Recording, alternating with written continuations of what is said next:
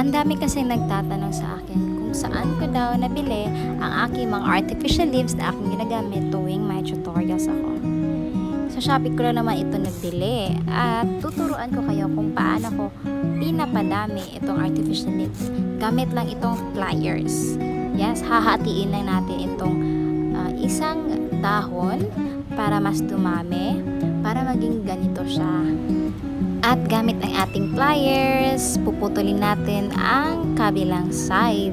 Actually po, isa po ito sa mga hacks ng mga event organizer para mas mapadami ang kanilang mga artificial leaves.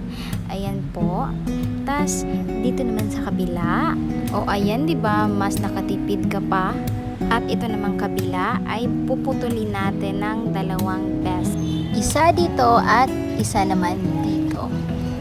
O ayan guys, sana nakatulong ako